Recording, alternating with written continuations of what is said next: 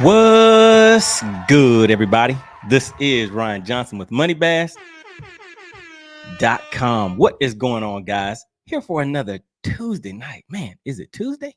8 p.m. Eastern. And of course, you know the routine, guys. Just drop a quick one in the chat as you come in. Just want to make sure you can hear me okay, see me okay. Have a few things on the agenda today that we're going to get into. So we're going to have some fun with it, guys. And I want to make sure that you guys are participating because this live stream always builds off of the participation of the chat, guys. So we're going to get into it. I know you guys saw that thumbnail and you saw the title of tonight's live stream. So I hope we have some co-anglers, that decided to check in because that is who I want to talk to tonight. You're going to be the topic of tonight's live stream. So I want you guys to get in the live stream, get active, and actually let's go ahead and get straight into it. Let me put up a poll. Each week, guys, we get together, building a community of like-minded guys and gals. They just want to, talk a little about some fishing, the fishing industry, some hot topics, some things like that that's going on out here in the world, and of course, fishing itself. What can we do to help each other get better out here on the lakes, whether we're tournament fishing, fun fishing, all that good stuff. So we're going to get into it, guys. On the agenda for tonight, I have some clips that I'm going to play.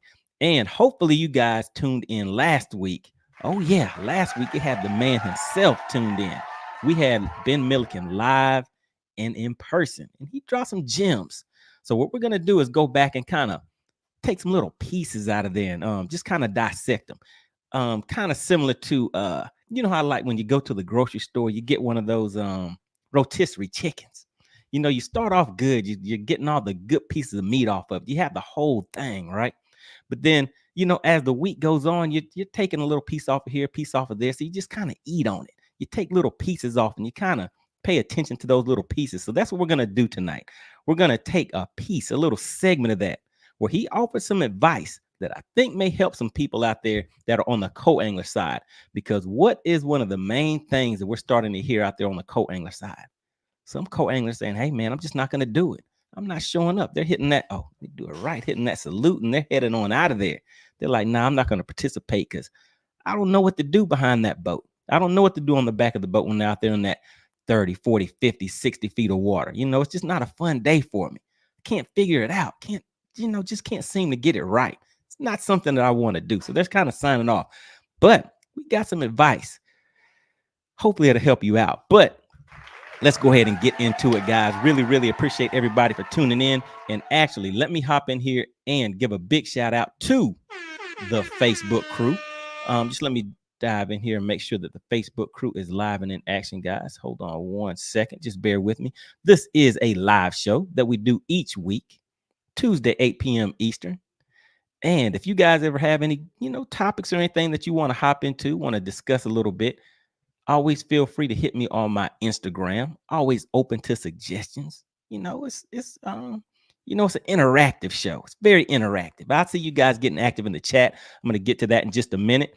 And then we're going to get straight into the show, guys. But I always have to make sure that I give some acknowledgments.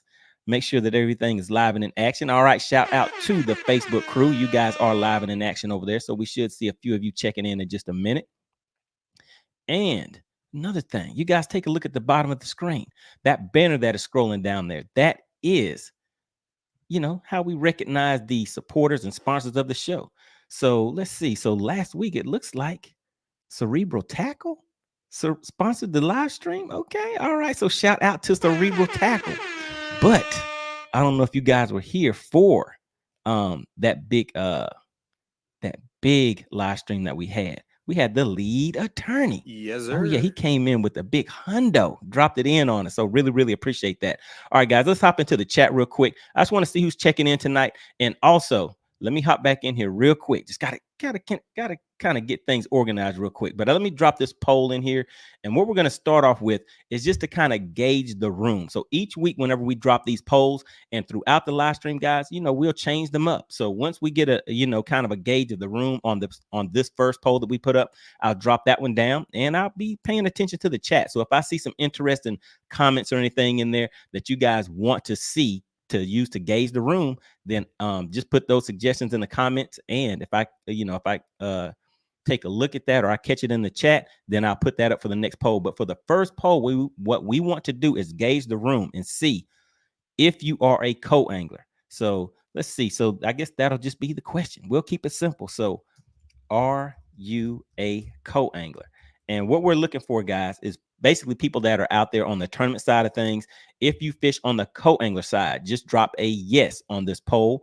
And if you are a boater, well, actually, what I'll do is, are you a boater or co-angler? That's the way we'll do it. All right, so just bear with me. Are you a boater or co-angler? All right. All right, so the first option, of course, is going to be the co-angler.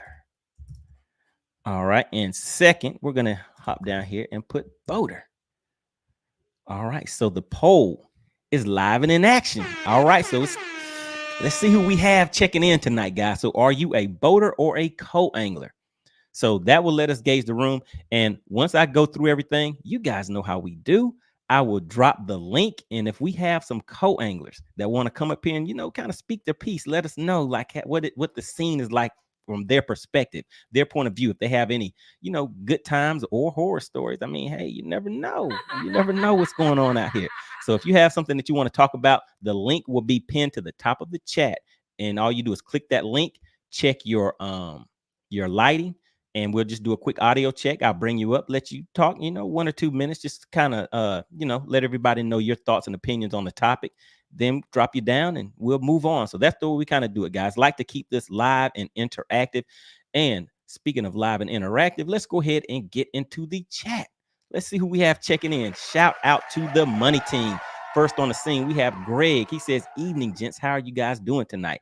And that is the other thing. Make sure you guys get in here, get active. Always network in the chat, because the thing is, a lot of you guys know that there are always some special guests, some people lurking in the chat. Maybe not even in the chat. They're just watching the live stream. So always make sure you network in the chat. You never know when there's somebody that is from your same city, same town, fish the same lakes, the same tournament organization as you. So you may find your next fishing buddy in the chat. So make sure you always get active in the chat, guys. We use this as a networking platform also. All right, so want to give a big shout out to Joe Winkler. He is a very, very strong supporter of the channel and a member of the money team, guys. The people that you see with the badges right next to their name, those are the members of the channel, and those are the people that I refer to as the money team. So big shout out to you. Really, really appreciate that. All right, so I know you guys put some bets in here, about how these live streams are going to go, how long they're going to take, because we get in here and we have some fun with it. So once we get rolling, we have some fun with it. And I have story time, guys. Yes, so I'm gonna add that in here. So I have a little story to tell too. So we're gonna get into it, add a little something new into the mix. So we're gonna have some fun with it. All right, so let's see. Let me go ahead and hop back into the chat. So shout out to Joe Winkler. Really, really appreciate it. He's saying that I am going to go over on the time. All right, so let me just scroll through here real quick. And all I'm doing right now, guys, is giving recognition to the people that have taken the time to tune into the chat and get active in the chat. So really, really appreciate that. Just want to give a little bit of recognition, and then we'll hop right into the show, guys. All right, so let's see. Shout out to Scott. He says, yo, money, what's good, bro? We know the fish are safe around you. Tell us a good story. Oh, yeah, I'm going to have a good story for you. And, I might get out there and do another live on the lake. That is another aspect of this channel, guys. I do live streams on the lake where for the people that are into the electronics, we do a lot of that on this channel also. So whether you are running Garmin, Lowrance, or Humminbird, Live Scope, Mega Live, or Active Target, this is a good place for you to come and network with people that are running the same systems with you, whether you're having if you're having any type of network issues, battery issues, or just want to get better with the system. Always feel free to drop that information down in the chat, because that's what it's here for, guys, as a networking platform. All right, so let's see who else we have checking in. I see you guys hit me with the one. Let me know everything is looking good and sounding good. Want to give another shout out to a member of the money team. Really appreciate you checking in, Rick. And we have, let's see, who is this? We have South Georgia Bass and checking in. Says co-angler here. Okay. Yes, all right, sir. Good deal. And let's just take a quick look at that poll.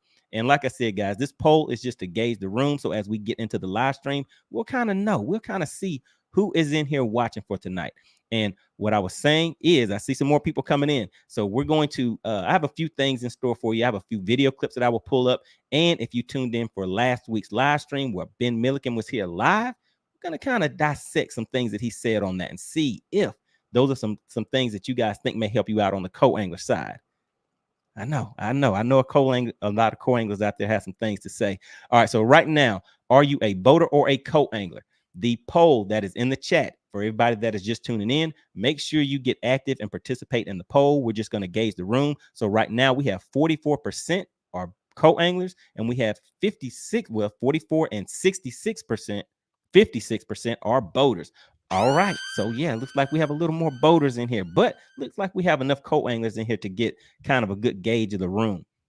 All right, let's see who else we have checking in. All right, so Dodie Fishing says, I co-angle only by myself. Now, now how do you do that? How are you a co-angler fishing from the back of your own boat with nobody else on it? All right, shout out to Dodie Fishing, really appreciate it. All right, and a big shout out to, we have Don checking in. He says, checking in from Bugs Island Lake. All right, really appreciate that. And of course, we got to give a shout out to Cerebral Tackle. Really appreciate you tuning into the live stream. Guys, we have a new member. Shout out to South Carolina Bassin. Really appreciate that. South Carolina Bassin has become a new member of the channel. Really appreciate that, guys. All right, so, oh yeah. We get in here and we get rolling. I see you guys in the comments, but let's go ahead and hop into some of the meat of the live stream.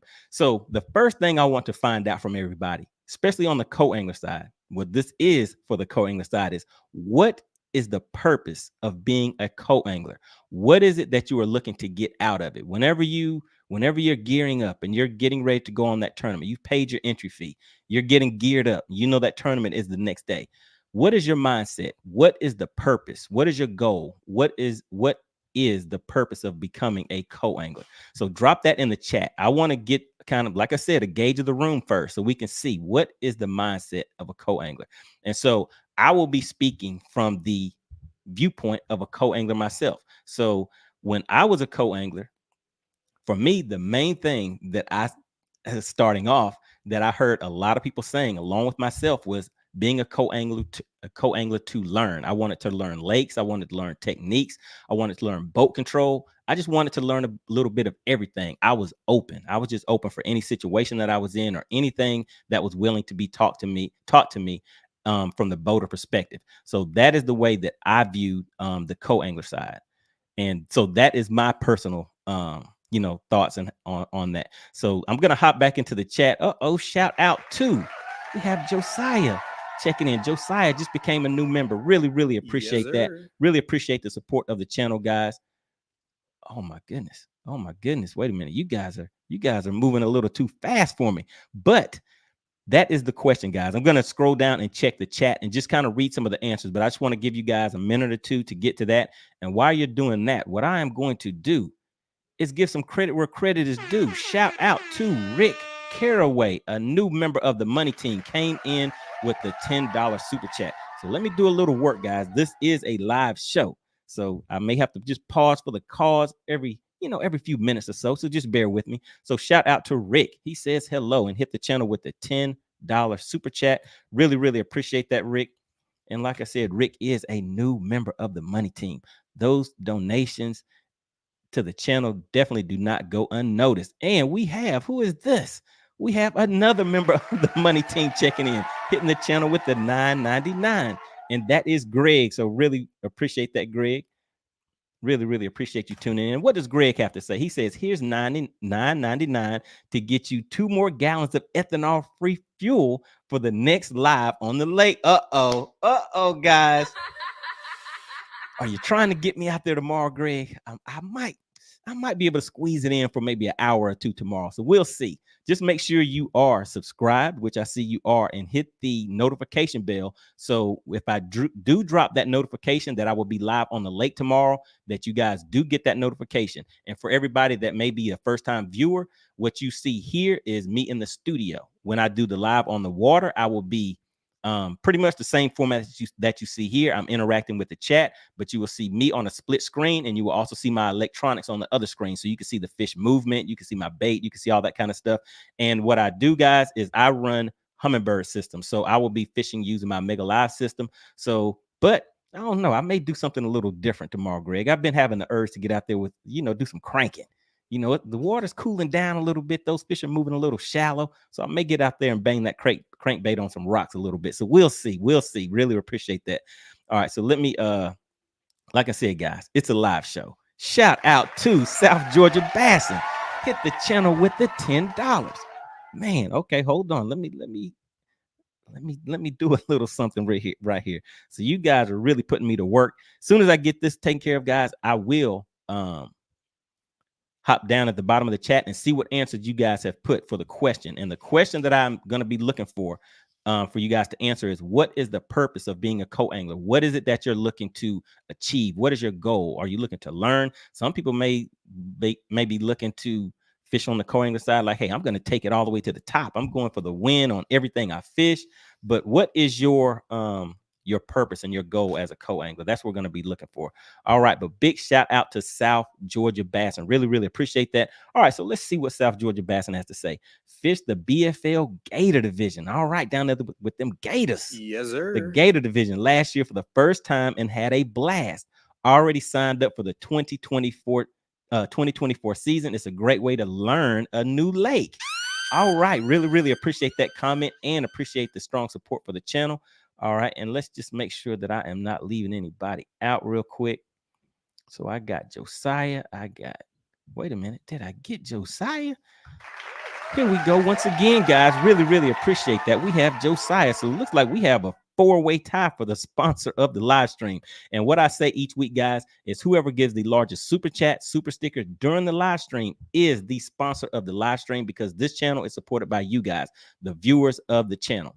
All right, so let me give another big shout out to everybody that is taking the time to show that they are receiving some value from this live stream. I really, really appreciate it, guys. All right, so Josiah says, what's good, everyone? Happy to be here. All right, and happy to have you here once again, Josiah, and a new member of the channel. Really, really appreciate that.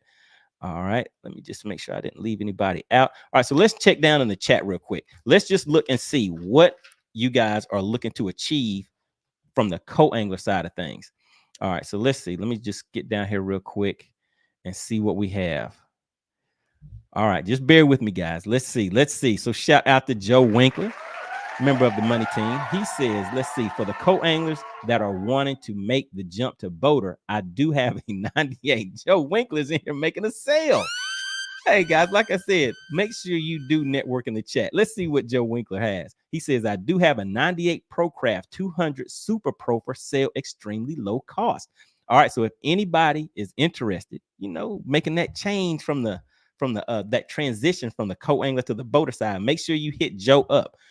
Joe is with iBass Tournament Series, so he has his own thing going on over there. So big shout out to Joe Winkler. So yeah, Joe, if anybody is interested, just make sure you send him a message in the chat, and he will let you know how to get in contact with him. All right, guys. So I'm looking in the chat right now. I'm scrolling through, and I'm looking for who has put the answer of what is the purpose of being a co-angler. And while I'm waiting for that, going back to the poll right now, are you a boater or a co-angler? Is the poll that is currently in the chat. We have 36% of the people that are responding to the poll currently in the chat, and we have a good bit of people that have responded. 36% of our co-anglers, and we have 64% are boaters. So that's what we're looking at, guys. So we're focusing on the co-anglers, but when I drop that link, a boater or two may want to come up too. But I want to see if we get some responses for some of the from some of the co-anglers. All right, let's see what else we have. Okay, wait a minute. Shout out to Greg, another member of the money team. I think Greg is already on this list. Yeah, okay. Yeah, I got Greg. Greg came back with a $4.99 super chat. So, Greg, I think that puts you as the current sponsor of the live stream. All right, so let me hop over here to this banner real quick. And like I said, guys, each week, whoever gives the largest super sticker, super chat during the live stream is the sponsor of the live stream. So let me get in here and change this to Greg real quick. All right, so now if you take a look at the bottom of the screen, special thank you so much to the sponsor of this live stream, Greg. I really, really appreciate the donation to the channel. All right, so now let's hop back over here in the comments. So I'm looking, guys. I'm looking. So I just want you to, just stick with the flow. Stick with the flow so we can keep things rolling. So has anybody answered that question in here? What is their goal or purpose of becoming a co-angler? So that's what I'm looking for, guys. As soon as I get like 2 or 3 answers, then we'll move on. And I can pull up this next clip for you guys. All right, so let's see. We have Steve checking in. Steve says, I want to compete. I will pick up a few tricks here and there. I can make new friends and hopefully work together, and we both have a great day. All right. All right. Really, really good comment right there. All right, so there we go. So that is one. So Steve says, I want to compete. So he wants to compete. He wants that competition side of things, and he will pick up a few tricks here and there. So he's looking to compete, looking to learn, make some new friends, all of which are things that I hear a lot of people saying on the co-angler side. And I think that kind of, for me, what I would think is that is the sentiment of a lot of the co-anglers out there while they get into it, just want to have another outlet, another way to get out there and maybe start that path to transition to the boater side eventually. But I haven't seen anybody say that that's why they started as a co-angler for that transition. But we'll keep looking. We'll keep looking and see. All right, so we have South Georgia Bass and says, same here, a learning experience in all areas of new lakes, new techniques, and all around ideas. All right, that is a good one right there. And let me see, shout out to Scott. He says, co-anglers used to be able to learn a lot, but now you just look at your pros hunched back, looking at forward-facing sonar, not the hunched back. Come on, Scott, the back isn't hunched, is it? I thought it was just some neck action. They got to look down a little bit, got to do a neck workout. All right, so really, really appreciate the comment.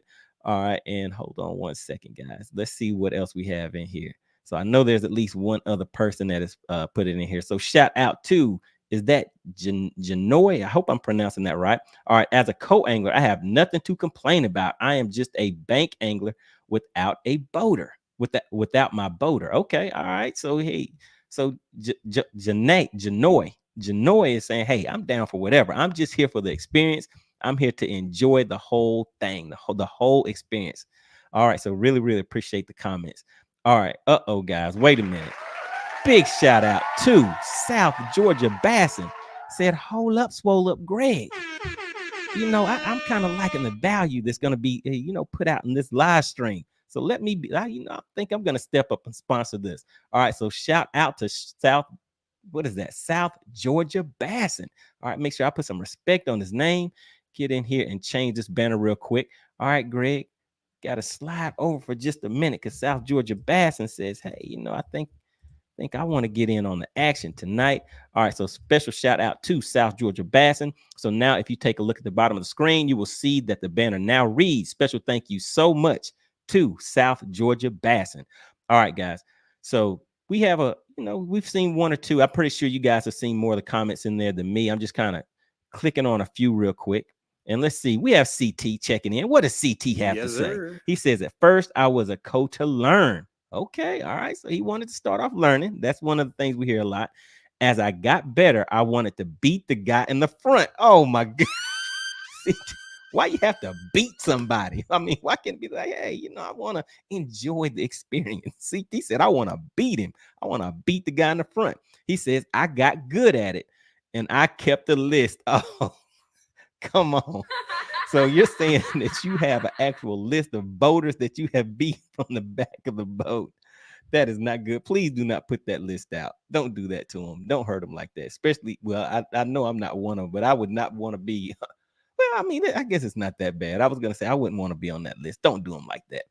All right. So now we kind of gauge the room. So it looks like one of the main things that people are saying is they're on the co-angler side to learn. All right. So for me, the other part to it, like I said, that was one of the main things that I was looking into as a co-angler, and like someone just mentioned, the competition side. And as my skills began to grow, I started off with just 2 poles. I had a bait caster that I barely knew how to cast and a spinning rod. That was the beginning of my co-angler experience. And eventually, as my skills, I got a little better and better. I started to look at the co-angler side as being like the Navy SEAL or the special ops of fishing, because you never know whose boat you're going to be on, depending on what type of tournament that you're going to be fishing once you get paired up. You don't know what decisions that boater could tell you that they're going to have this type of pattern or this type of thing that they're going to do that night before, and you show up the next day and you do not know what is going to actually happen, and everything changes up on you. Oh man. And so you just have to be ready for it. So that was kind of my experience. Like I said, I looked at being a co-angler as being like the special ops of fishing. We just had to be ready for any experience. All right, so now let me pull something up for you guys. And actually, what I want to do, and I don't see him in here. Let me just look in the chat real quick. The person that I'm looking for is Big Jim, guys. Can somebody drop a quick message in here and let me know? Is Big Jim in the chat? All right, I do not see Big Jim, but shout out to Big Jim, guys, because what we're going to do, last night, Big Jim had a live stream and he had a special guest on there. And what I'm going to do is pull up a clip that I think is very, very interesting. And that's kind of how we're going to start off to, just to kind of get a boater side of things and just see what the co-anglers think about that. So just bear with me. I'm going to share my screen. And let's see, here we go, guys. All right, here we go. So on the left, you see Big Jim, and on the right, does anybody know who that is? Yes, sir. Oh yeah, it's Miles Berghoff. I'm hoping I'm pronouncing his name. I normally just refer to him as Sonar, guys. He has a YouTube channel, the same as Big Jim. So make sure you check out both of these guys' channels. And the link to this full interview is in the description if anybody is interested in seeing the full interview. But a co-angler asked a very interesting question that I wanted to play for you guys, just so you can see from the boater's perspective how they view things. For the most part, I think what he is going to say may be the sentiment of a lot of boaters. And just let me know, co-anglers, do you agree or disagree? Do you like it? Do you not like it? What do you think? But let's go ahead and take a listen, guys. And just let me know. I'm going to be looking in the chat. Just make sure you guys let me know if you do not hear the audio. Audio should be good and everything. So let's go. We're going to let this be the last question for you. Okay. Do you think there's a fair amount of boaters that don't do the co-anglers justice and focus mostly on fishing their bag for the day? Ooh. All right. So did you guys catch the question? I'll read it to you again, just in case you didn't catch it.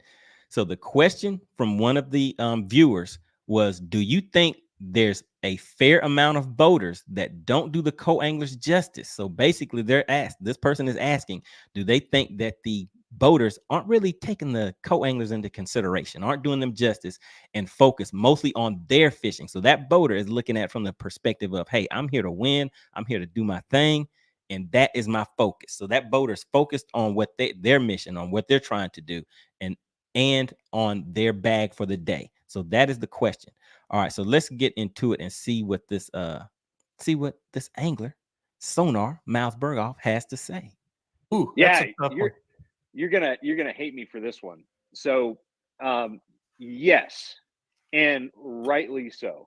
So boaters, and it depends on what term and you're fishing too, right? Like I'm not gonna, number one, it's never okay for a boater to intentionally backseat a co-angler, okay? To intentionally put them at a disadvantage. That's not good. However, you got to think about the expenses that are associated with fishing as a boater. You've got the boat, you've got the dramatically increased entry fees. So I'm talking from like the open standpoint, something like that. I'm paying $2,000. I think the co-anglers are paying $500. Wow. Did you hear that? Did he say $2,000? Did I hear it right, or did I miss something? He said 500 on the co-angler side. So it looks like he's saying that's just from the entry fee standpoint. But what you guys have heard so far, what are you thinking? I'm looking in the chat. Let's hop into the chat real quick just to see what you think about what he said so far. All right, so I'm just gonna hop back into the chat real quick, guys, and then continue playing that. But let me just make sure that I have given credit where credit is due. I see we have 2 new members that have joined. Really appreciate. Want to give a big shout out to the money team. Appreciate everybody for joining into the live stream. I see we have a new crowd, some new people checking in. Really appreciate it. And each week that we get together, guys, I try to make sure that I'm bringing some value to you guys. So you leave, you kind of are in the chat. It's kind of making your mind move, kind of making you want to get active in the chat and active in the conversation. But let me hop in the chat real quick and see what you guys have to say so far. All right, so where can we start at? Hold on one second, guys. Let me make sure I grab my place real quick. All right, so here we go. So we have Scott. Scott says, if money can show the screens and fish, why can't MLF and Bass do the same? Uh-oh. Uh-oh. Wait a minute. Don't try to get me in trouble of what's going on. But yeah, so that is the thing, guys. For everybody that's just tuning in, I do a live stream the same way you see me here, but you will see me on the water, and I do the live stream from on the boat, and I'll put a split screen up. So for you guys that want to learn more about electronics or see how the electronics are working out there in action, see the fish movement, see how my baits cause the fish to react, all that kind of stuff. I do those live streams. I may do one tomorrow. I know somebody did just hit me with the super chat saying they want to see me on the lake. So maybe I might squeeze in an hour or two tomorrow. We'll see. But what I did mention is just make sure you guys are subscribed and hit the bell notification, because when I do the on the water lives, a lot of those are just the notification is either sent out that morning before I leave, or it is sent out the night before. So I don't really give too much notice on those. All right, so let's see who else we have checking in. All right, hold on one second, guys. All right, I see Joe Winkler. Anybody that's interested in that boat, do make sure you hit up Joe Winkler. All right, so shout out to Chauncey Davis. We have Chauncey Davis checking in. He says, cool, CT, don't stress too much. Okay, I don't know what you guys are in there talking about, but I know Chauncey Davis is on the co-angler side of things. So yeah, I'll drop that link, and hopefully, one or two of you guys will come up and want to, say something about the co-angler side of things. All right, let's see. See who else we have.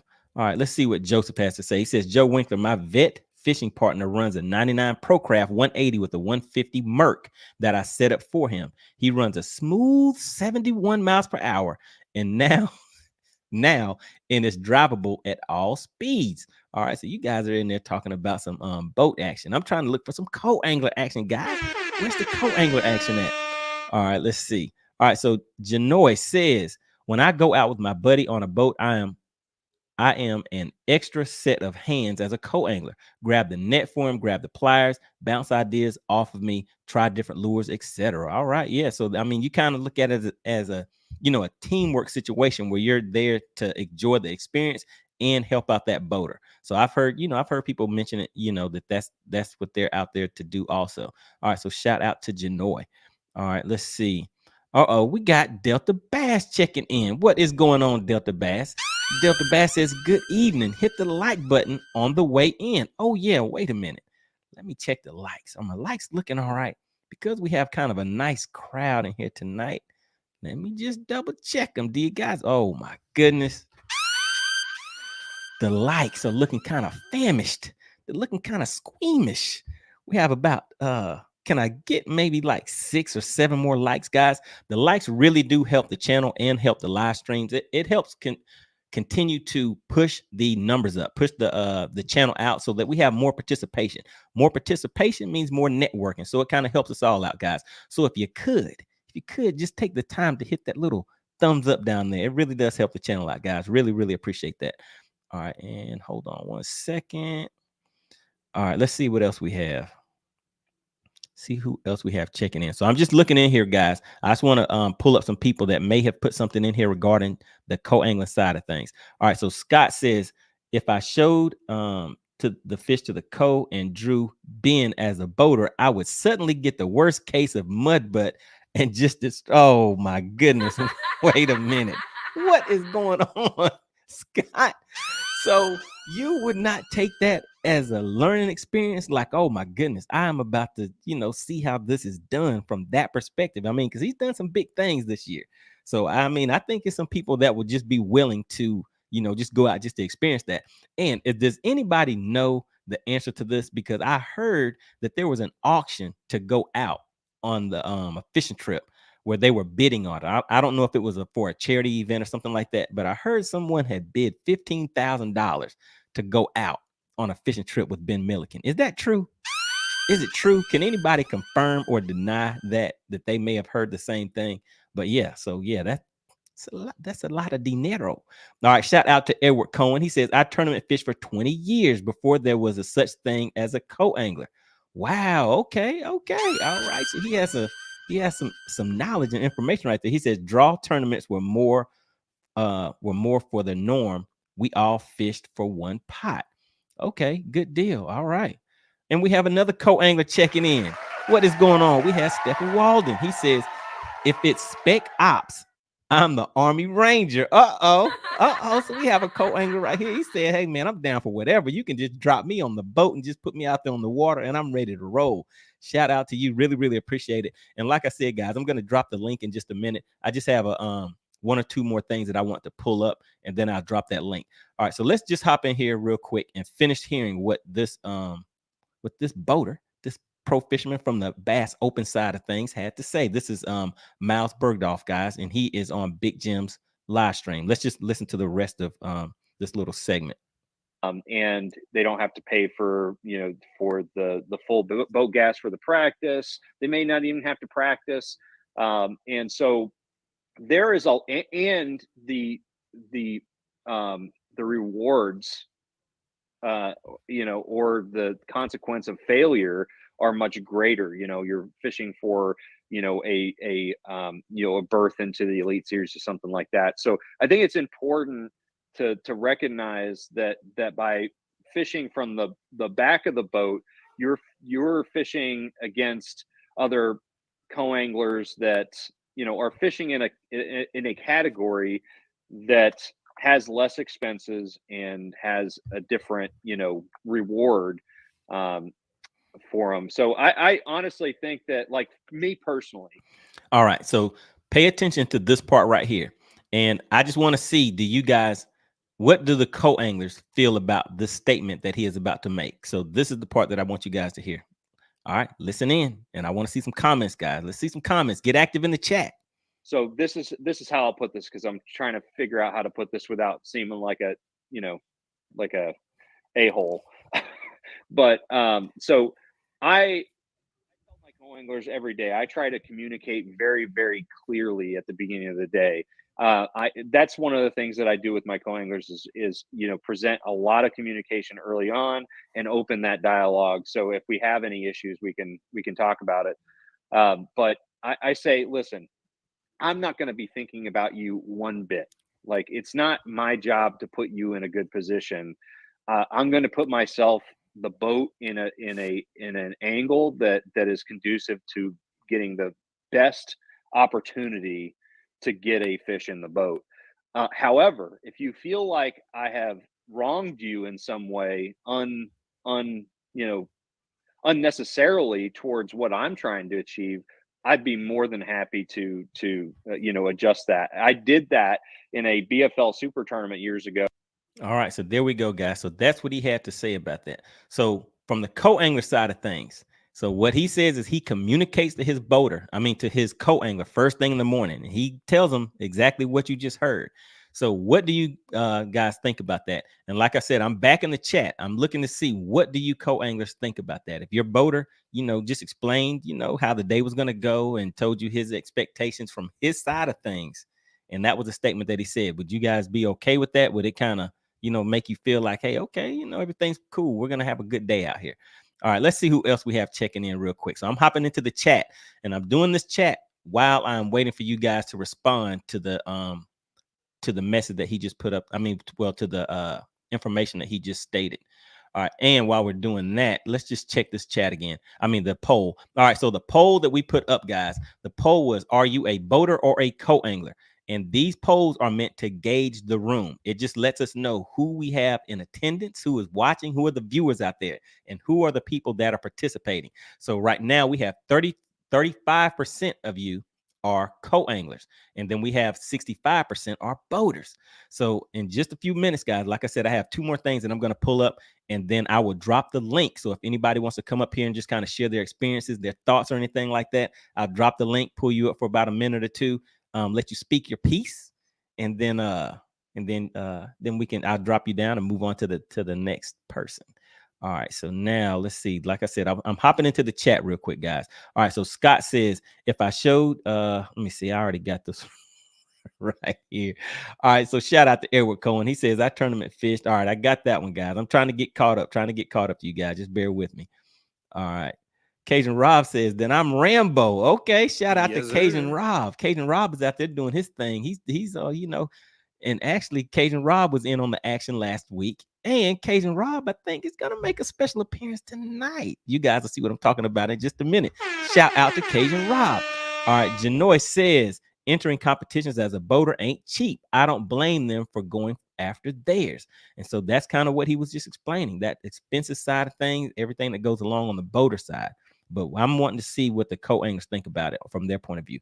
All right, so Brock says it's not a guide trip. The boater has to fish the way he has to, no matter what. Ooh, okay. All right, and so that's kind of what Miles just said. He was trying to say it in the nicest way possible, but that's what he said. He has to stay focused on, keep his eyes on the prize, because he has a lot invested in it. But yeah, I mean, what do the co-anglers think about that? All right, so Scott says, eat squawk. Yes, she says a lot, and he has to deal with the consequences, but he does it well, and she isn't scared to speak her mind. All right, so you guys are having a conversation in there. Shout out to that. Like I said, for everybody just tuning in, always make sure you network in the chat, because you never know who is watching. Yeah, you never know who has your eyes on you in the chat, and you never know who is going to, you know, who you could actually end up meeting in the chat. You may meet somebody in the same area that fishes the same lake, same tournaments. And there have been some people that have linked up and, you know, fished some tournaments together from the chat. All right, so we have Jason checking in. He says most boaters don't care about the guy in the back dying a slow death throughout the day. Oh my, come on, Jason. You said dying a slow death throughout the day. That does not sound fun at all. All right, shout out to Rory Johnson. He says, as a boater, I'm still learning some from my co-anglers. They sometimes give me a different perspective on what is happening in certain places we're fishing. Okay, yeah, so he kind of looks at it as like you can learn from each other. All right, Janoy says 150 watchers and only 21 likes. Come on, dudes. Oh my goodness, hold on, wait a minute. We got to stop the show. I need to pull up this next link, guys, but let's take a look at the likes. I know it can't be right, Janoy. Tell me it ain't so. Tell me it ain't so. Oh yeah, the likes are looking kind of ugly. Why are you doing this to me? I mean, are you guys finding value in the content? Do you like what you're hearing? Hopefully you like what you're hearing. If you could, just can you give me maybe 8 more likes? Can you get me up to 8 likes? Somebody drop in the chat. How many likes are we sitting at? It really, like I said, it really does help the channel out, guys. All right, shout out to Corey. He says pros are not there to be a guide.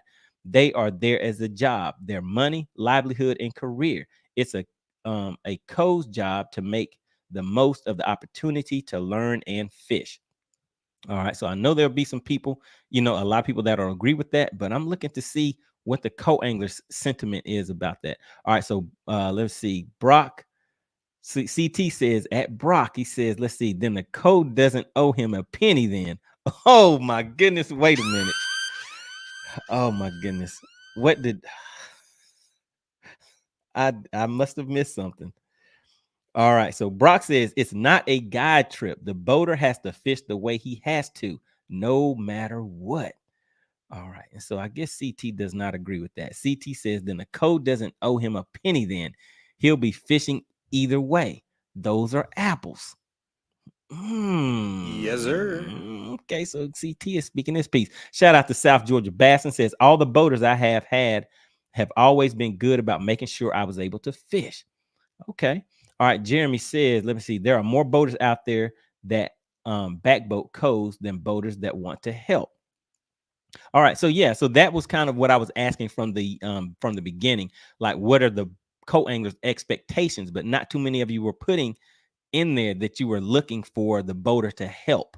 One of the things that we were hearing and what I mentioned as being a co-angler also is the learning experience, just learning just the fishing experience in general, learning lakes, learning how to run the lakes, learning boating, all of that kind of stuff. Those were the kind of the things that I was hearing before. But we have Jeremy basically saying that the boater, let me see, the boaters are looking out for themselves and not necessarily to help. All right, so I guess that's another thing that the co-angler may be looking for, is that the boater for them to help them out.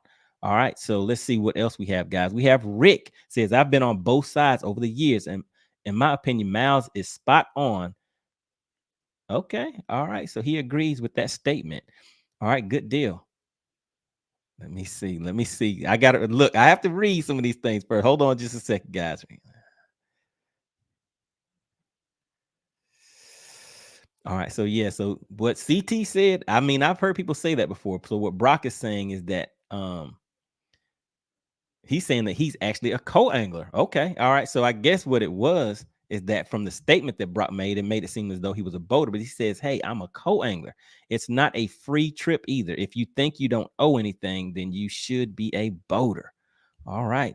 So yeah, that's the sentiment that I heard a lot of people say before. All right, shout out to Edward Cohen. He says in draw events, it was pretty normal to fish two anglers on the front deck. Okay, yeah. So that seems like that would be more like a team tournament, shoulder to shoulder. If you got backboated, it was your own fault. So it sounds like it was a battle on the boat. All right. If you didn't have a boat, it didn't matter. Oh man. Okay. So it was like a rumble back then. You guys were playing football fishing, shoulder to shoulder, bumping each other out of the way, trying, hey, let me get that cast over there. All right, guys. Let me pull up this next clip. Just bear with me. Just make sure. All right, so this next thing I want to pull up is something that is actually from the BFL website. Hold on one second. And it's where someone is interested in becoming a boater. I mean, I'm sorry, going in as a co-angler. And they're wanting to get some just some information from the other people that may have already done it. All right, so let me just pull this up real quick. And some of you guys may actually know who this is. Oh yeah. She has a nice YouTube channel. I checked it out real quick, but this is Christine Fisher. And this is the question that she had. Co-anglers, just curious, what has been your experience fishing from the back of the boat the last few years? And has it changed with the progression of electronics? Any insight, feedback, or experiences you'd like to share, good or bad, please do. All right, so that's what she had to say, guys. And let me see if I can change this up a little bit. Maybe you guys can see it a little bit better. All right, so now let's go down here and check out some of the comments. So it's kind of a mixed bag with the comments, guys. But there's a few in here. Let me so like this one right here says, unless you get a boater that cares and doesn't sit on live scope on a live scope spot all day, then you're out of luck. Thank God I've only gotten good boaters so far, like Ben Green. All right. So like I said, this is actually on the Phoenix Bass Boats website, guys. If you wanted to take a look at it, just search for this article in there. But I would stop fishing tournaments in the moment. But I would stop fishing tournaments the moment I got a live scoper that didn't care they had a co. Most co's zero those days. I know we don't pay as much, but it's just pretty heartless to not even give a little chance to them. All right, so that's kind of the sentiment that you hear. I mean, so you're hearing the good side of things, but sometimes, I mean, you're hearing comments like these. And so I think whenever you're hearing things like when they're looking for co-anglers to pair and things like that, I think things like this are kind of becoming an issue a little bit for some. But what do you guys think? I want to see you guys get active in the chat. Just so we can share opinions, share thoughts, guys. I want to hear what you have to say about it. All right. And then this is another one right here. Let's see what this one says. All right. Forward-facing sonar allows the boater to front end you, and all you have is unproductive water to fish, because the rules are co cannot fish from the front deck and can't throw past midship. Look at the Toyota Championship on Table Rock. 70% of the co's blanked or caught one fish. The boaters got limits. Basically, they are making the co-anglers into paying to be marshals for the boaters. No thanks. I'm either a boater or I'm staying home. I'm not paying to catch no fish. And yes, I have Mega Live. Uh-oh. Yes, sir. Uh-oh. So wait a minute. Okay. So JT says they actually have it. Okay. But when I pull up to something, I turn my boat broadside due to having target lock, and I can give my co the same water that I fish. Most boaters have the mentality, those are my fish. No thanks. It's why I fish team tournaments. All right. So yeah, so that's what I'm saying. So some people are opting to fish team tournaments and kind of steering away from this. And it sounds like from what you guys are saying in the chat, it may be people that are more interested in the competitive side. So they want to be more competitive as a co-angler. So they're seeing that being a co-angler, whenever that boater is actually aiming for the win themselves, isn't really the thing that they want to be. in the situation they want to be in. All right, let's see. Let's see, maybe there's one or two more in here. So yeah, so there's a and basically remember the question that she asked was, what are people's experiences? She's thinking it's she's considering coming in on the co-angler side of thing and just wants to see what people have to say. All right, so let's see if we can find obviously there are some positive ones in here, guys, and that's what I'm doing. I'm kind of scrolling through here. I just highlight one and then I'll read it. All right, so this person says, I'm sure with you being a co-angler, things would be a little different than the average Joe. You have such a following. Okay, because they obviously know who she is. He says you have such a following that you would probably be treated different than most codes because they won't want to be that person that is known on social media that didn't give a chance. Oh my goodness. Oh my goodness. You don't want to be called out on social media. Sure, you would have an advantage over other codes, which would be great for you. Whatever you choose, you'll be great with your abilities. All right. All right. So that's another way to look at it, guys. Let me just check in here. And like I said, I'm just scrolling through. I'm trying to find something to kind of even it out a little bit to see what else somebody has to say. All right. Let's just try this one right here. All right. You're just too good as a stick to be in the back. Okay. So yeah, they're telling her not to fish in the back. I'm just trying to see if there's somebody that's giving advice from the co-angler side. All right, so this person says, I fished 4 BFL tournaments last year as a co-angler. I had more weight. Who said this a little earlier? Check this out, guys. All right, so they said, I fished 4 BFL tournaments last year as a co-angler. I had more weight than every boater I fished with. Don't let the electronics limit your mind. Sometimes you have nothing to cast at. It doesn't mean there are not fish there. Oh my goodness. Yes, sir. And you know, for people that do run live imaging systems, they know that to be the case, because just because that person is fishing in this direction, they're fishing for the fish they can see there. But if they turn those electronics and look around, what we have started finding is that there are fish that are roaming around that area. That boater may be targeting certain fish, but that doesn't mean that there aren't other fish there. So like he said, where was that statement at? Don't let the electronics limit your mind. Sometimes you have nothing to cast at. It doesn't mean there are not fish there. And usually, if you are nice to the boater and patient, you will get a shot at whatever the boater is casting at. Fish your confident baits. I try to limit my rods and tackle, which means a lot of relying on retying, and you will want something you left in your truck before the day is over. So yeah, so with that coangler thing, a thing that I used to use a lot too, guys, was speed clips, so that I could change out my my baits pretty quick. All right, so and that kind of reminds me, based on what he just said about the don't let the electronics limit your mind, and sometimes you have nothing to cast at. It doesn't mean there are not fish there. So from my co-angler experience, one of the things that I remember, and this was before live imaging was there, but I was paired with a boater and we went to Lake Chickamauga. I had never seen grass like that before on Chickamauga. I had no idea what to do. And I'm looking at this boater like, are you about to fish that? Is that what we're about to, is that what we're gonna do? But in my mind, like I told you guys, I'm in the mind frame of a co-angler is the special ops, is the Navy SEAL of the fishing world, because you don't know what situation you're going to be put into. I mean, you kind of have an idea, but you're going to be tossed out there and you have to figure your way out to make that to make it a successful day. So for me, when I saw all of that grass, I just did not know what to do. I was trying to throw things with treble hooks and all this kind of stuff. I was learning fast that stuff did not work, but I felt that it was because I did not know what to do. I saw that he was actually fishing stuff, wasn't getting hung up and things like that. So I'm watching and I'm trying to figure out what he is doing. So I'm back there taking out scissors, cutting up different baits, building my own baits and things like that.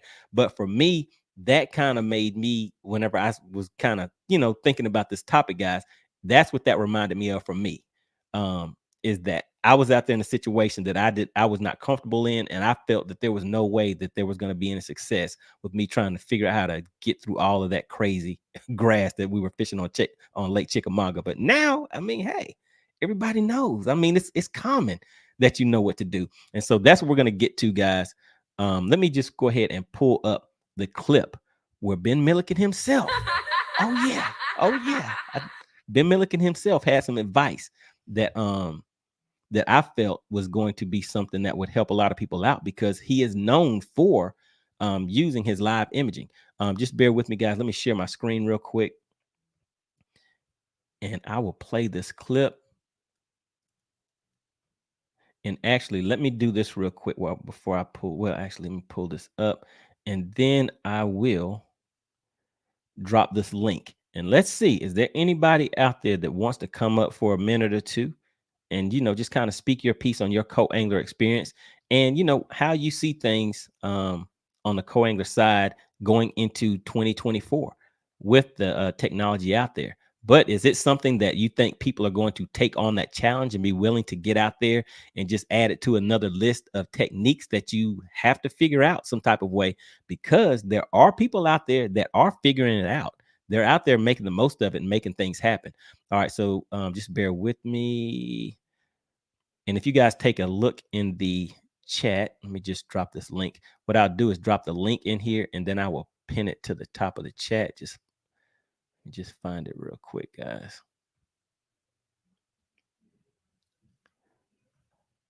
All right. All right, so the link is in the chat. And just give me just a second, and then I'll pin that link to the top of the chat. And all you do is just click that link, guys, and it will pull you up backstage pin. All right, there we go. So the link is pinned to the top of the chat, and I can go ahead and stop this poll now. All right, in that poll. All right, guys. So if anybody does want to come up, if you are a co-angler, and if you're a boater, if you want to come up and, speak your piece on it a little bit, but I'm just looking to see if anybody wants to come up and speak from the co-angler side of things. All right, so now let me share my screen again, guys. One moment. All right, here we go, guys. I will play this clip. All right, so this is the shout out to Cajun Rob. Cajun Rob was getting live and in action on the live stream. All right, so I brought Cajun Rob up. He had a very interesting question. And like I said in here, I think this is a good person to ask that question. So let's see what he has to say and what advice he had to offer to the co-anglers. What is going on, Cajun Rob? What do you have? Doing good. Hey, Ben, quick question. I'm a co-angler on the Toyotas and BFLs, and when I get behind a live scope guy, I mean, I've had some great guys. They've showed me a lot on the live scope, but when I'm a co-angler behind a live scoper, I struggle, man. Should I throw the same as the boater that's live scoping? I mean, I'm in deep lakes in Kentucky, Dale Hollow and whatnot, and I just struggle, man. I throw everything I got, and I just struggle. And let me just add this in here. So I think that is a great question for one of the top dogs out here in the fishing industry and on the YouTube scene, because that's what he does. That's what he's good at. So maybe you have seen somebody out there is being successful doing it as a co-angler. So to me, that is a skill set that you want to be able to add to your repertoire, because you never know who you're going to end up on the boat with. So I think that's a very, very good question. So what do you think about that? Yeah, so that could be a lot of different things that you should focus on, but seasonally and where the boater is catching them is a huge thing with that. So like if your boater is specifically, like right now, if you're on Dale Hollow, or really a lot of places in the country, highland reservoirs like Dale Hollow, I guess it's a river system, but it kind of fishes like a highland. They're going to be fishing offshore on bait balls, stuff like that with Damiki rig, just whatever, jig head minnow. That's really tough as a non-boater. But I think what you can really do is a couple things. If they're fishing, like it's the worst case scenario as a non-boater right now in the winter, fishing for those super deep, isolated suspended fish. You can do two things. You can try to focus in on or ask your boater what depth they're catching them at, whether that be 10 feet below the surface or 40 feet below the surface. And you can pick up like a little swim bait, something like a half ounce jig head, and start chucking it around and counting it down to whatever depth that those people are your boaters catching them on. That's one tactic. Another one that's kind of sneaky is if your boater gets a fish on reel your bait in and drop it like 10 feet below the surface and hold it there for a second until your boater gets efficient, because a lot of those times that your boater is going to pull in, 1 or 30 fish with that one fish. And you obviously don't want to be the guy that's like your boater gets the fish in, he's dicking around putting in the live well, and you're firing up ahead of the boat to wherever you just caught him from. You can't do that. But that's a scenario that's great. Another thing that a guy did with me this year at the Ozarks in September, I was just talking to Zark about it, that was so smart, is finding a bait that's just such a fishy bait on the bottom that catches fish like crazy, and soaking that. If you're in a scenario where you're less than 30 feet deep, you can't do it if it's 100 feet deep or 200 feet deep or something like that, and you're fishing for suspended fish. But we were fishing like 15 feet deep, and I was scoping fish with a drop shot, throwing in brush piles, stuff like that. And he was simply taking a watermelon seed brush hog on a Carolina rig and casting it out and dragging it around. That's such a high percentage bait, and I can't tell you enough how efficient it is to just drag something that gets a shitload of bites like that around on the bottom. He was catching more fish than I was, because I was trying to throw an individual fish, and there was just fish chasing bait, and they're blasting around chasing bait, on a 15-foot deep big flat. Well, you're just as easily going to catch some on a bait that's not a shad imitator, dragging it on the bottom, as you are, throwing a drop shot. It's not really a shad imitator, but any type of Damiki rig drop shot bait like that, as long as it's shallow enough that the bass can be on the bottom, that's such a efficient way to really catch them. And I think too many co-anglers get caught up in like, I need to be throwing a 4.5-inch Kitech. I need to be throwing a spinner bait. If your boater's throwing a Damiki rig or throwing for suspended fish, that's not the deal at all. Don't do that. Don't throw a hollow belly. Don't do any of that crap. Like, you're not going to catch anything. Drag something that you have the most confidence in, that's supernatural, that gets bites like crazy all across the country, and you will catch fish, especially if you get in somewhere where they're on the bottom. If they're still on the bottom, they're still around the bottom. That's the deal. Good deal, man. Appreciate it. Yeah, it can be tough at times, but I've had some good guys and showed me stuff, and I've had some pretty good boaters, so I've been lucky and fortunate. Heck yeah, man. Yeah, and one thing I want to add to that real quick is from my co-angling experience, what I would do is on my drop shot, I would have maybe like a 30-foot leader. I would actually measure it out. So whenever I'm on the boat, I would drop that straight down and then just see how long it takes for it to hit the bottom. And a lot of times the leader would stop, and that braid that I would have coming next would be right there, and it would kind of give me a gate. I'm like, okay, I'm in 30 feet of water. So that could kind of dictate what type of bait that I threw. Also, if I wanted to throw a Carolina rig with a bigger weight on it or something like that.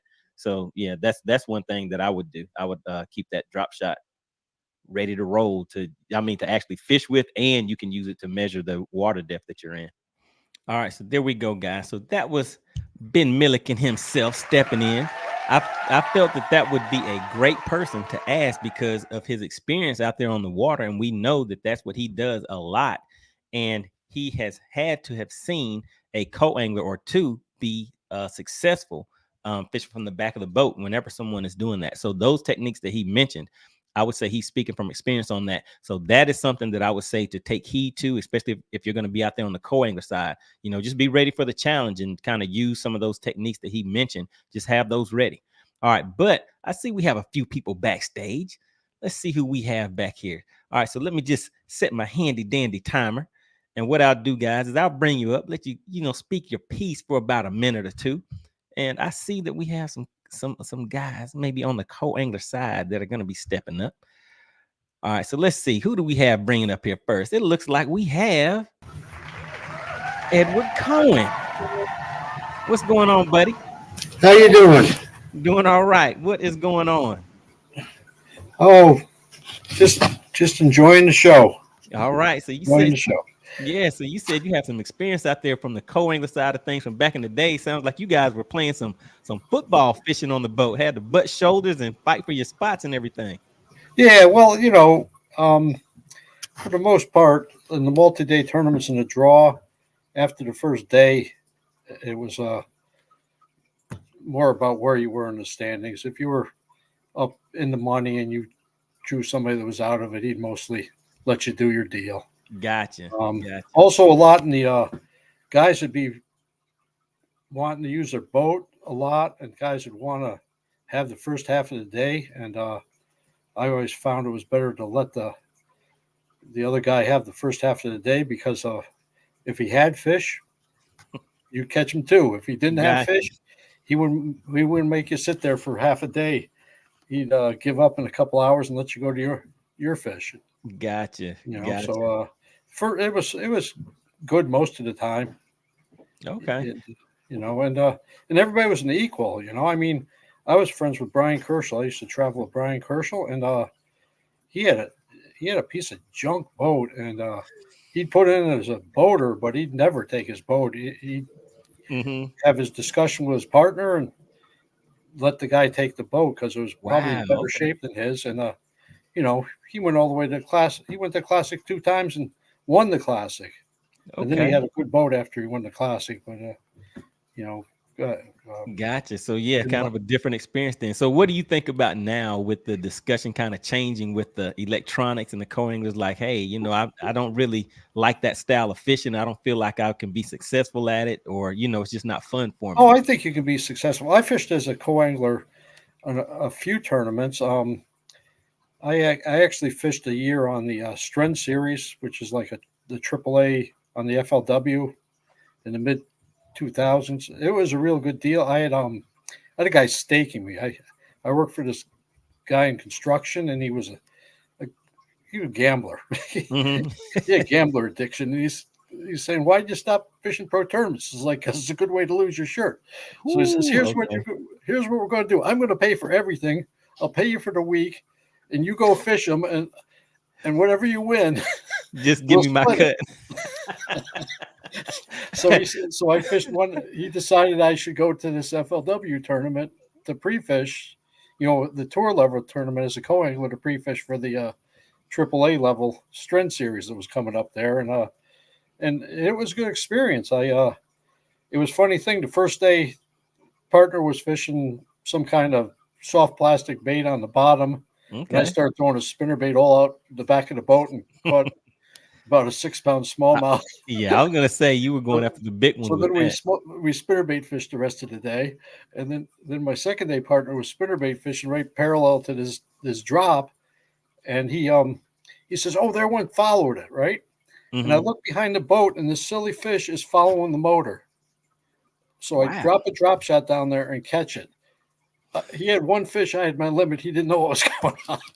Gotcha. Oh yeah. I mean, that's what I always, for me, when I was fishing as a co-angler, that was my number one thing. I always had a drop shot, and I always, if that boater left that sonar on, then hey, I was golden. I would drop that drop shot down until I could see where I could find it on that transducer, and I would be good for the day. Oh no, these fish were. It was 5 feet of water and clear. Oh, gotcha. On the Great Lakes, these fish were following the boat. Wow. Okay. So yeah. So that just gotta, you know. Yeah, that's a different You got to day. look for opportunities. I mean, sometimes you're not going to get any opportunities, but if you just keep an open mind and just fish and look for opportunity, you're gonna do pretty well sometimes as a co-angler. The other thing I found with co-anglers when I was a boater is it's not so much just recently, but 10 years ago, the Senko was what every co-angler would throw, a Senko. Gotcha. And when it was the right thing to throw, that's when I got outfished. Gotcha. Oh yeah. Yeah. I mean, that's still one of the top baits now. A lot of people are still throwing that. Yeah. Yeah, because I'm more a reaction bait kind of guy, flip, throw, spinner bait, buzz bait. And when they're on the Senko, but the thing is now I got to throw a Senko because the co-angler doesn't, you know, clue me into it's right. It used to be you could count on him. Right. You got 2-3 fish ahead of you. You knew you should be throwing a Senko. All right. Well, I appreciate you for coming up and dropping that information for everybody. Really, really appreciate it. Shout out to you, and I really appreciate you for tuning in and watching the show. Yeah, no, you have a great show. You know, you don't fish like me, but Hey. Appreciate what you're doing. All right, so we'll see. We'll see what I do out there tomorrow. But I really appreciate you coming up. Yep. Okay. All right. Thanks for having me on. All right, no problem. All right, guys. All right, let's see who else we have that wants to come up here and speak their piece. Who else wants to come up here and speak their piece real quick? Let's see. Let me set the timer once again. My timer didn't go off. All right, hold on. Let me reset it. There we go, guys. All right, who do we have here? Who do we have? Is this CT? CT has something to say. What's going on? Hey, Money Bass, how's it doing today? All right, got the timer going. What you got? Oh, gotcha. I hear you. Yeah, see, it's kind of funny. I mean, it's all about. There's a gentleman, Mr. Walton, I think it was here in the chat, said it's all about communication, and he's absolutely right. Right. I mean, the guy's talking about the pros and then the co-anglers. No. First, let's stop this talk about the word pro, boater, non-boater. Why? If he was a pro, he wouldn't have a day job and wouldn't need that co-angler scratch from fishing in the back of the boat. So, not a pro. Mhm. With that out of the way, it's all about respect and about communication. The guy in the front of the boat just communicates his expectations to the guy in the back, doesn't blatantly screw him over, isn't rude, isn't obnoxious, drives safe. I mean, that's gravy. So I mean- let me ask you the original question. So Mhm. the original question was, what is the purpose of being a co-angler? So for you, Oh, well, from the- yeah. For me, yeah, like I said earlier in the chat, for me, it was about cutting my teeth and learning.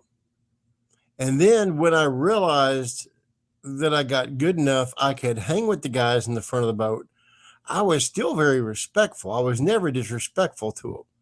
There's only one or two I had to have an actual chat with because they were being boneheads, like straight up unsafe boneheads. So do you feel like as your experience level grew that your expectations changed, like how you started off with the learning part? Because that's like a common thing that a lot of people say.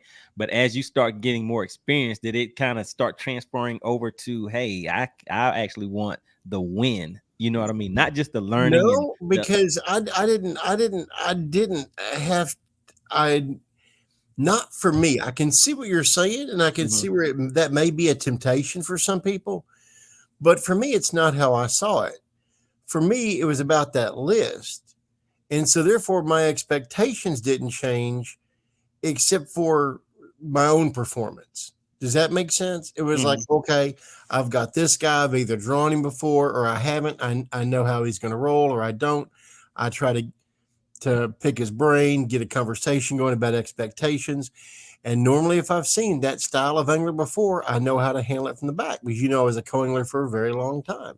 Right. So I kind of had a little etch-a-sketch of the personality of the fishing style out, and I just worked within those confines. So my expectations didn't change at all. I just filed every single one of those notes I had over the years together to make myself better and to compete with them better. And like I've always said, whether you're learning, whether it's your first tournament as a co-angler or your 200th tournament as a co-angler, respect the guy in the front and pay them well for their time. I mean, they're not a guide. That's another thing. Oh, guide trip. If they were a guide, they'd be a guide. Let's just get that square. Anyway, they're not guiding and doing plumbing. No. Anyway, so essentially, it's like you treat them the way you want to be treated, and then if they get out of that bounds, then you may make an adjustment to how much money you throw them. But that's a last resort, and thankfully, I never had to do that. Gotcha. I was always very good to my boaters, and 99% of them were very good to me. Made some wonderful friends to this day, but as what you said, yeah, you need to get into it for the experience. If you want to go out trial by fire, just be a boater first time out and just go. Ooh. You can, but you're gonna get rocked. You better be ready for a heck of a. But then again, as far as the experience to all those potential non-boaters out there, I'm gonna tell you something. Your learning curve will be so quick as a co-angler. You'll learn so much so fast. No matter how good of an angler you thought you were before you first got on the water, you'll be better once you start fishing as a co-angler. It'll shock All you. right. All right. There you go, people. All right. So some good advice from a person that was a long time co-angler. All right. Really appreciate you coming up, CT. Thank you, sir. All right.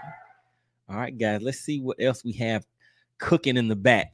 All right. So let's see. So we've been what? Well, man, time has been moving. Time has been moving kind of fast. All right. So let's see, guys.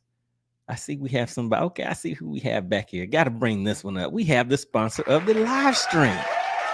Who do we have here? Is this South Georgia Bassin? How you doing? Yes, sir. There. Okay, Doing great, man. How about you?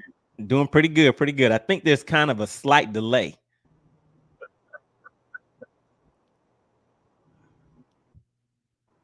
Doing great, man. Doing great.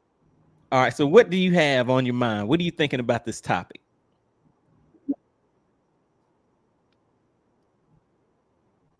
Yes, I believe there is.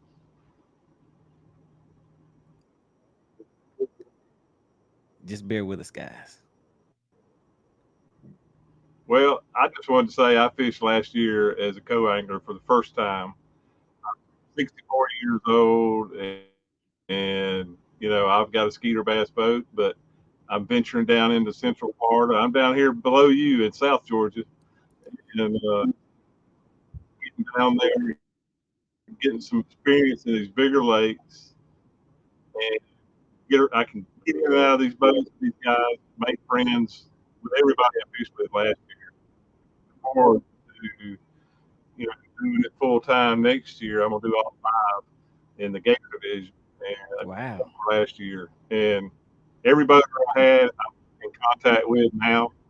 In fact, I just shipped out a box to Joey Bloom, who I met down there on the Harris Chain, and we had a fantastic day. He came in second, and I had some good fish. Just being a co-angler puts you in a place that you may not go. Mhm. Somebody like me, my age, off in my boat, big water, just teaches you a lot Right. about the whole process, and that's what I enjoy about it. Gotcha. All right. Well, sounds good. So yeah, the connection's kind of in and out a little bit, but gotta give a big shout out to the sponsor of the live stream, guys. We have South Georgia Bassin. Really appreciate you tuning in and dropping a little bit of knowledge for us this evening. All right, so I'm gonna go ahead and drop you down because I think it's kind of in and out a little bit, and there's a delay. But yeah, just make sure you stay active in the chat, and I appreciate you for stopping into the live stream.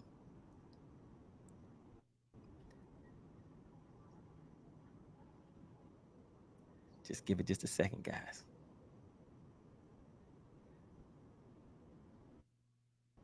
All right, there we go. Yeah, I think he's kind of breaking up. All right, yeah. So South Georgia Bassin. There was kind of a delay in there, but really appreciate you for coming up, and definitely appreciate the support of the channel, South Georgia Bassin. If you guys take a look down at the bottom of the screen, special thank you so much to the sponsor of this live stream tonight, is South Georgia Bassin, guys. And let's go ahead and bring up. This will be the last person for this evening, but I mean, got a special guest to tune in because he is the person that had the question for Mr. Ben Milikin. What is going on? We have Cajun Rob stepping up. What's going on? Hey, what's going on, Money? Yeah, younger guys might know Ed Cohen, man. That guy's a legend, man. He's been at it a long time. I remember back in 2000 fishing the Bass Wrangler, Knoxville. So yeah, great guy, man. Oh yeah. That's what I hoid. That's what I hoid out there in these YouTube streets. He was clowning on me one day when I was out there on the water live, like, hey, doesn't look like Money Bass is figuring out too much out there. Great guy. Yeah. But I'll share some knowledge. I actually got to talk to and actually got kind of good friends with Gary Haraguchi. He's probably one more being a co-angler than anybody on FLW, and I see him out on some BFLs. But he told me one time, says, hey, you might not get 10 or 15 minutes out of the whole tournament that you'll have a chance to catch something. Wow. You got to capitalize on it. You got to have, good equipment, stuff you're confident in.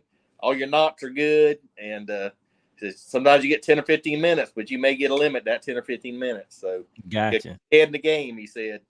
Don't get spun out, focus on, just grind it out. Mm-hmm. Yeah. So I mean, so with the I guess like with the question that you had with fishing from the back of the boat and forward facing sonar now, and I know you hear the same thing, like some co-anglers are saying, yeah, I'm not going to show up for this lake and stuff like that. So what do you think about that? Do you think it's one of those things where that we as on the co-angler side to just add that skill, go ahead and tough it out? I mean, and learn what it takes to actually compete on that end, because there's somebody out there that's being successful at it. So eventually you want to be one of those people to where whenever you do show up on that lake, you don't want to just go ahead and count yourself out. And like that one comment said, that about it being like a mindset. What do you think about that? Yeah, definitely. I mean, it's like I said, more mental game than anything being a co, because you got to, you might have some weird circumstances. You got storms but yeah, if you're guy, like if I have a guy say I'm a live scoop all day, I just got to prepare myself mentally. Hey, I'm gonna have limited opportunities, but when I get an opportunity, I got to capitalize on it. So you just got to focus mentally even more. So right. Gotcha. All right. So the advice that you got from Milliken, did it sound like it was like some good stuff that might help you out or help co-anglers out there on the lake? Oh yeah, like I never thought about, if your boater's bringing in a fish, you got the followers and drop a drop shot or something down. I mean, that's great. I've seen where, like I said, if it's a sunny day, there'll be fish under your boat. Exactly. And so I don't know if you watched some of the on the water lives where you can see the fish follow my bait all the way back to the boat, and they'll actually keep going and go under the boat and go to the back, and then eventually turn around and start heading back to where the other fish were at. So you can actually see all of that on the live imaging. So sometimes you're actually maybe facing forward with what you're targeting, and you'll see those fish coming from back where from the back of the boat and actually heading up towards the front. And as you pan around, there's fish that some of them are on the bottom, some of us are suspended, but you just never know. I mean, just like when you're fishing shallow, you really don't necessarily know if there's a fish over there, what you're casting at. But to me, it's kind of like that mindset of just feeling like, hey, this is going to be the cast, even if it's the 500 cast for that day. It's like, how we do when we're out there on the lake. One more cast, 50 casts to go. It's like one more cast. So you never know when it's going to be that one. So it's like being able to keep your head in the game, to me, is one of the big things. Oh yeah, definitely. Like I had probably one of my best finishes on Cumberland this year. I had there's a little cut in the bank, and it was clear, and I actually I'll pitch a drop shot shallow a lot of times, and pitch shallow, and I see a 3-pounder swimming toward me. I'm like, by the time I see my line moving, it's the fish got my drop shot, so I'm trying to catch up to him. But yeah, like I said, guys, I mean, even if you got I learned a lot from a live scope guy at Smith Lake down in Alabama. I mean, he just set up. I mean, he had a separate battery running stuff. It was pretty cool. So you may have limited opportunities, but you may learn that you can be more beneficial for you. Right. Yeah, because and what that reminds me of is there's a friend of mine that was fishing as a co-angler, and he got paired with a boater, right? So he calls me after this over, and he's calling me, and he's all upset. And he was like, man, he's like, the guy, he backboated me all day and this and that. And so I was like, the more he told me, he was like, yeah, we pull up to a spot, he cast a few times, and he catch a fish, and then he pack up and we pull off. And then the more he talked, then he was like, well, yeah, he would let me cast up there. He was like, yeah, go ahead and cast up there. So he said he would, the guy would let him cast up there. And he was like, okay, I see your bait. And so while the boater's fishing, and then he would tell him, he was like, yeah, okay, one's about to hit your bait. And he said he caught a fish that way. And so it started off where he was like, hey, this was just completely no good. And I was like, wait a minute, he actually let you cast up there? Because knowing what we know now, when you do that, it can pull those fish away, and that spot could just be done. You have to pack up and leave anyways. But then what the kicker was for me is I was like, well, what was the guy's name? I won't say the name, but when he told me the guy's name, I was like, what?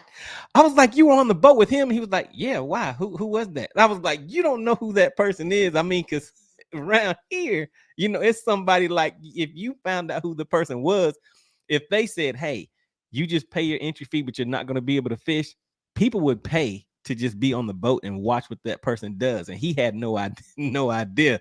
And I was like, man, I was like, that right there, that person that you just fished with, and they were telling you and showing you what they were doing. He was like, yeah, they were talking. I was like, that right there, that's your season. I was like, if you were fishing as a co-angler to learn in this lake, that lake that you just learned on, it's like that right there is, to me, is one of the main things. There's people who fished that whole season that never got to fish with somebody like that. So to me, I was like, wow. I mean, it's all in how you look at it.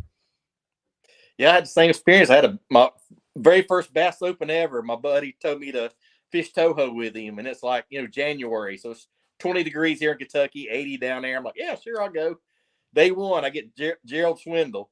My buddy been fishing opens for 4 years. As a code, he's like, man, I've been 4 years here. I ain't never got nobody that good, But wow. But it was an interesting day, man. I mean, he told me, and we was talking about co-anglers. He says, man, I've had 2 or 3 guys, co-anglers. This one boat's the back of my boat throwing a shaky head out deep. He said, I'll be fishing shallow. Guy throws a shaky head out deep and says, hey, Gerald, I need help with this, and bring in like a 4 or 5 pound. Wow.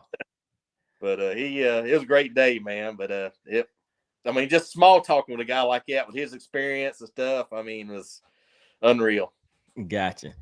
All right, man. Well, yeah, I really, really appreciate you coming up once again and, coming up with those good questions. I always have some great information. Anytime we talk about co-anglers, I'm going to be looking down there like, hey, is Cajun Rob? Yeah, okay, I'm waiting for Cajun Rob to come on the stage. Yeah, I'm cutting my schedule down. Next year, I'm only fishing 20 events. Wow. Well, all right. My wife might not know it yet, but yeah. Uh-oh. All right. I really appreciate it. Really, really appreciate it. All right, guys. That is Cajun Rob. Shout out to Cajun Rob. Really appreciate you coming up. All right, guys. Let's see. Okay. I guess we'll squeeze one more in here. There's somebody that might know how to catch a fish. I gotta see. They may have been known for catching some little brims and catfishes. Let's see. Who is this? We have Stephen Walden. Turn your phone to landscape. And your audio. Hit your audio real quick. Yeah, I had it on mute. All right, there we go. So what's going on? What's good? I know you're out there doing big things with Bass University and fishing all these tournaments and taking off across state to state. What's going on? Nothing. I had a few sentiments to add on to your little co-angler special you got running here. All right. What you got? Well, one big thing, everybody harps about live scope and it changing the fact that co-anglers don't want to fish with it. Co-anglers are catching less. And what I found from my experience, a lot of it has to do with your mindset. I mean, oftentimes I pretend like I don't even know they have a live scope. And a lot of times that helps because, again, you're casting to fish that he's not even fishing for or looking for. The problem lies when he's spinning the boat back around and your bait's out there. And then now all of a sudden you got to reel your bait in because he's about to get caught in the trolling motor. So Gotcha. It's twofold. It depends on the actual boater. Communication is the key. Hey, my line's in the water. Okay, go ahead and fish it. And he'll stop and you'll fish it in. And then, of course, he'll throw where your bait was. Mm-hmm. But I mean, it gets touchy here and there, as far as being backboated. I've had situations where a boater will tell me, actually this happened to me quite recently, and it normally starts happening towards the end of maybe a 2-day, so you're in championship contention and everybody gets a little tight and they're like, hey, I don't want to turn any of my transducers on because I'm worried about the noise that it can create. Mm-hmm. But then they're fishing with live scope. Right. So those things don't make any sense whatsoever. Little things like that. Right. But a lot of it has to do with your mindset. They can put you in positions that you're not comfortable, and sometimes you just have to think outside the box, or sometimes it's so specific you might have to do exactly what they're doing, maybe the same technique but just a different bait. For instance, I end up getting in a tournament where we were punching. Mm-hmm. I've never punched extensively, but once I got the hang of it, I got into it and I made a quick adjustment. So he's punching a really, really big weight. And I'm like, okay, I know one of my guys that I fish with is Mike Iconelli, and he came out with the Tokyo rig, and he said it's great for punching. So I go ahead and put that sucker on, and I start catching fish 3 to his 1. And he's like, "What is that?" And it's Tokyo rig. I'm like, "Yeah," and I start explaining it to him. But again, they might put you on the right direction, and it's just up to you to tweak it a little bit so that you're able to make the same presentation, but not the same presentation. He's throwing a spinner bait, you're throwing a chatter bait. He's throwing a crankbait, you're throwing a spinner bait. He's throwing a shaky head, you're throwing a jig. He's throwing a drop shot, you're throwing a Carolina rig. You kind of want to keep in sync with what your boater is fishing or how he's fishing. That way, he's not burning down the bank with a spinner bait and you're sitting there trying to throw a drop shot, which you can do, but it's very specific spots. And it's very, very hard to do that. Don't bomb out a Carolina rig and he's burning down the bank and you're going to get hung every 3 seconds. And just real quick, so people know, Cajun Rob said he's cutting it down to 20 tournaments next year. Just so people know, you probably fish what, 40 out every time I talk to you. You're like, "Hey man, I got a tournament tomorrow. I just signed up yesterday, and I'm gonna take off and go. Hey man, I'm going to the. Were you fishing the Oak? What were you fishing that time when you were like, "Hey man, I'm taking off tomorrow"? I was fishing. So a Bass Open happened. Right. Those are hard to get in sometimes too because they don't have a direct connection line. They don't have a wait list. So, for instance, I was fishing one that was in Alabama. I think I was trying to get in. The one we were talking about might have been Texas or something. I don't think I ended up getting in it, but okay. A lot of times I'll kind of look at the schedule and I'll see what's available and what's open, and then of course it goes to I do shows and stuff like that. So I got my sponsor obligation. So I might not be able to fish all the bulldogs. I might literally have to fish 2 less bulldogs, and so I'll try to jump into another division just to cover myself. So if I start doing good in that division and I start doing bad in the bulldog, I can go ahead and roll my money over to the next division and fish that. So it seems like a lot, but I might fish 4 bulldogs. I'm fish 3 Savannah Rivers, 2 Music City divisions, a couple of opens, and if I do good in said division, then I start focusing on that, and I try to. But I still got my sponsor obligations that I got to keep up with too. Right. Okay. All right. So so that's some info right there. So Stephen Walden out here doing this thing, doing it big on the co-angler scene. So you're saying it's still about that mindset. Whether you're out there.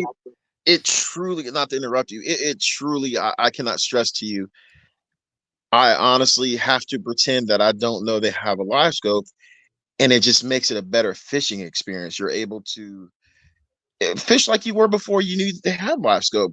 That's essentially what you're doing is before they had live scope and before you knew they were throwing that specific fish in the middle of the lake, you would just fish what you were presented, and you would fish it wholeheartedly. So that's difference too. There's casting your bait out there and reeling it in. There's fishing it. When they didn't have live scope and they were fishing a dock, well, I knew, all right, it's pre-spawn or it's spawn. He's fishing a specific bed, but I know there's all sorts of females that are swimming around that are just kind of lurking off the bed, or they're not having bedded yet. So I tournament I won at Lake Hartwell, gentlemen's fishing these spots, and I literally would only catch a fish when he would turn the boat, get on the trolling motor, and start going. And it presented my bait in the sense to where it looked weightless, and I would I'd get a hit, and he'd spin the boat around, he'd net my fish. He'd be like, "What are you throwing?" And I'll show him my bait, and I'll show him the exact weight, and he just couldn't present it that exact way, and it had something to do with the bait was kind of getting away, but it wasn't quite swimming off that fast, and the fish it was just that day that was the presentation and the speed and the rate of fall that they wanted. But a lot of that I would not have caught up on if I would have been worried about what my boater was doing in the front of the boat. I literally waited for him to turn the boat around and pull off the position and go to another spot. And that's when I started catching it was like clockwork. Every single time I would catch a fish like that. So when your boater tells you, I'm not worried about what you're doing in the back. That's absolutely true. He's not worried about what you're doing in the back, but you can't take that personally. Now, he can't intentionally hinder you in catching fish, but Right. you got your own little cubicle. This is your work area. This is your workspace. You focused on that. He's focused on his workspace at the front. He yells net. You grab the net, and you try to make your boater have an easy day, easy as a day as possible, by little things like setting the net up in the driver's seat. So when he catches a fish, you can grab the net and run up to the front, and you're still not fumbling around with it on the bottom of the deck or anything like that. And you just try to make his day as pleasant as possible, and hopefully they reciprocate the same energy that you give to them. Gotcha. All right, so I have 2 quick questions. These Yes, are sir. quick questions. All right, 2 quick questions. You ready? Yes, The sir. first one, on average, when you're fishing with someone from your experience and they're fishing with live imaging, what depth of water, if you just had to pick the average depth, what depth of water would you say that they're normally in?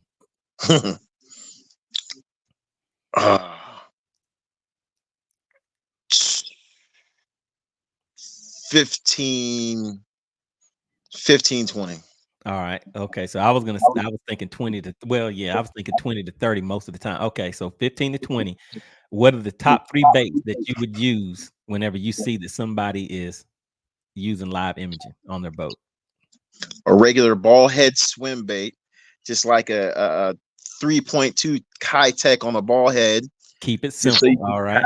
you got to. You don't have time to fumble. And also have 3 rods already set up for this. You have your drop shot already set up always. You have your ball head, sort of a ball head jig, but you can also double as a shaky head. You could take that off and throw it as a shaky head, but I have a swim bait on there if they're live scoping, and a jerk bait. All right. There we go. So what, a jerk bait, a ball head jig, swim bait. What was the other? Oh, and the drop shot. I almost forgot my own bait. You gotta have a drop shot. Gotta have You a know drop you gotta shot. have a drop shot. You know as well as I do. If they leave that back unit on and I see a brush pile, oh, that drop shot going straight in there. Right. All right. So there you have it, guys. Really, really appreciate you coming up. We have Stephen Walden out here on the co-angler scene, guys. He's doing it big. He's out here with Bass University, and I don't know how many different companies you're out there repping now, but he's out there doing his thing. Catching rods, Bass University, Farley Outdoors. Gotcha. All right. Big shout out. Really, really appreciate you coming up, man. I'll see you out there on the lake. Yes, sir. I'll see you this season. All right. All right. All right, guys. Really, really appreciate it. Got to give a big shout out to the sponsor of tonight's live stream. We have South Georgia Bassin, and you guys got to see him come up here and, speak his piece, had a few things to say. I really, really appreciate everybody that has found value in the content and, stayed along for the ride. We've been rolling for about an hour and 38 minutes, hour 30 minutes. With some of my subscribers, we'll let you guys know that this is a short show, because we normally run those numbers up, guys. We're normally out here running for a good bit. But I really, really appreciate everybody tuning in and continuing to help the channel grow, guys. And the thing that I always say is, make sure you guys let at least 2 people know about the channel. If you guys are finding value in the content, please share these live streams, share the channel. Let people know that we're out here making things happen, guys. We're growing. Things are, going pretty good. And, just enjoying it. And the other thing that I did put up a quick poll, basically just want, because I'm going to start doing 2 live streams per week, guys. So, of course, every Tuesday at 8 p.m. Eastern, you guys will see me here live and in action. But we're going to do a second one, guys. And so the question that I put in the chat was, should I do the second live stream each week on Thursdays or Fridays? And you guys picked Thursdays at 62%. All right. So we'll see what we can put in place, guys. And once again, I do the on the water lives. I may be able to squeeze one in tomorrow, but I'm not quite sure yet. But we shall see. So I do want to give a big shout out to the new members that decided to, come on in and see what the money team is all about. Really, really appreciate the 2 new members that we have for this evening, and everybody that, found some value in the live stream and decided to, send over those super chats. So really, really appreciate it, guys. All right, everybody. I will see you guys on the next live stream. Really, really had a great time. See you on the next.